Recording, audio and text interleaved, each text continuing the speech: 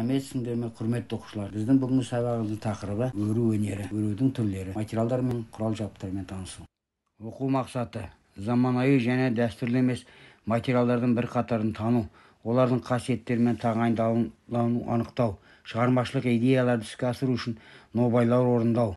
Сабақтың мақсаты өру өнеріне шолу жасау, түрлі өру тәсілдерімен қолданылатын материалдармен танысу, нобай орындау, өз жұмысын жоспарлау, өру түрлерін орындау. Жетістік критерийлері өру өнері туралы білімін көрсетеді.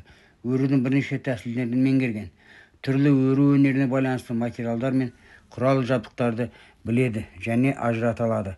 Шығармашылық жұмысты ұқыпты орындайды. Өз идеяларын бірнеше ізденіс нобай ретінде келтіре алады. Өз іс-әрекетін жоспарлай алады.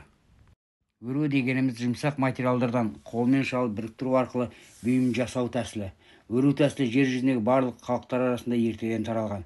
Өру әсіресе теңіз жағалауындағы елдерде кеңінен таралған. Олар өру арқылы үй тұрмысына, теңіз шаруашылығына қажетті бұйымдар жасаумен қатар түрлі өсімдіктер сабағы мен талшығын өріп, шарбақ, көк шыбықтан өріп, арбаға қорап, таспадан өріп, ер-тұрман жегу әбзелдерін әзірлеген.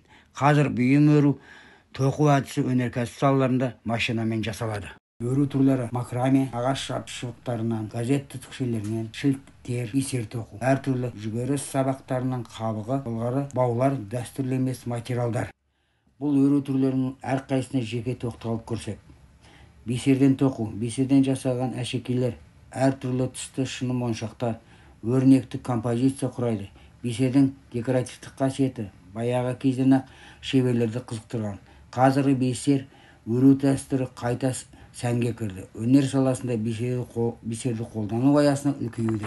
Бисер және әйел әшекейлерін тұрмыстық және декоративтік ұсақ бұйымдар жасайтын материалдар ретінде қолданылады. Қазір кезде бисерлерді негізінен әшекей бұйымдар ретінде қолданады.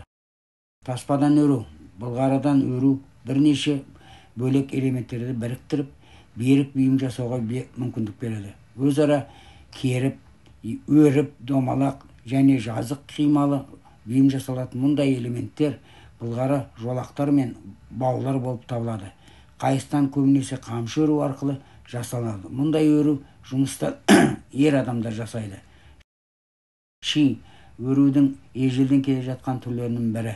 Ши өсімдігін немесе қамыстың сабақтарынан өрілген тоқыма.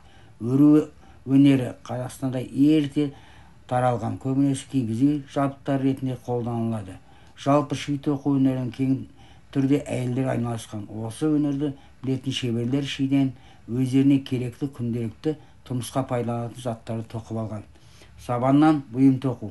Сабан тоқу ежелден келе жатқан қолөнердің бірі. Бұл материалдан тұмарлар, ойыншықтар, ас үй ыдыстары, бас киім, қол сөмкелер, интерьер заттар және тағы басқалары тоқылған. Газет орамдарынан бұйым тоқу. Біздің тоқуда қолданатын негізгі материал газет қағазы. Пластикалық және серпімдік қасиеттерінің арқасында қағазды әртүрлі өрілген бұйымдар жасау үшін қолданылады. Қарапайым және оңаша қиын емес тәсілдің көмегімен түрлі түсті қағаздан жасауға болады.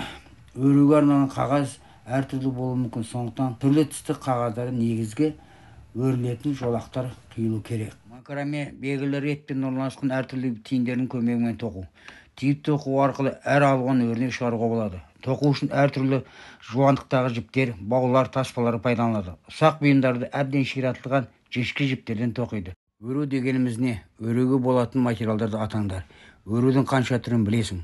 Негізгі өру болып табылатын қолөнер түрлерін атаңдар. Бисермен қандай бұйымдан тоқуға болады? Үйге тапсырма, кез келген өру түрін жасап көрсету.